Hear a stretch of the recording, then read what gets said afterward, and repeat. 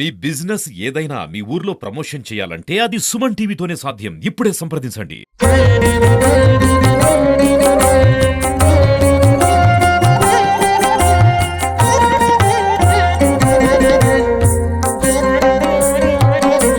రొంపిచెర్ల మండలం పెద్దమల్లల గ్రామం నడింపల్లిలో వెలసినటువంటి శ్రీ చౌడేశ్వరి దేవి ఆలయంలో వైభవంగా 2 రోజుల పాటు జ్యోతి ఉత్సవాలు జరిగినాయి.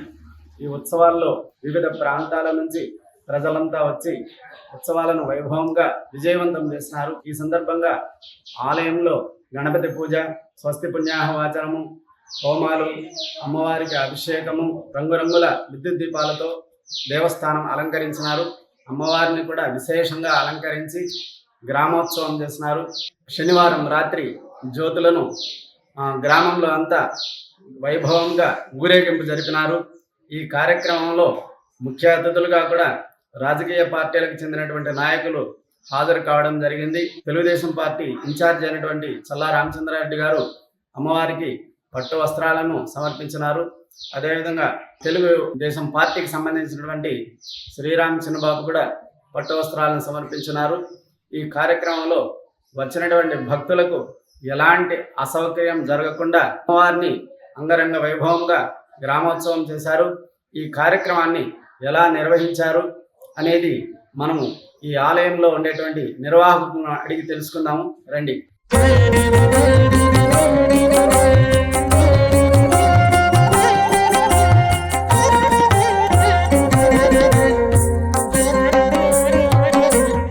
నడింపల్లిలో వెలిసినటువంటి శ్రీ చౌడేశ్వరి అమ్మవారి దేవస్థానం జ్యోతుల మహోత్సవ కార్యక్రమము ప్రతి సంవత్సరం మే 2వ శనివారము అత్యంత వైభవంగా నిర్వహిస్తాము. శుక్రవారం రోజు అమ్మవారికి ప్రత్యేకమైనటువంటి అభిషేకాలు నిర్వహిస్తాము. సాయంత్రము ఊర్లో ప్రత్యేక వీధిలో వాయిద్యాలతో రాగదీయల కార్యక్రమం కూడా నిర్వహించాము. అలాగే శనివారము అమ్మవారికి అభిషేకాలు నిర్వహించాము. సాయంత్రం 7 గంటలకు అన్నదాన కార్యక్రమం నిర్వహించాము.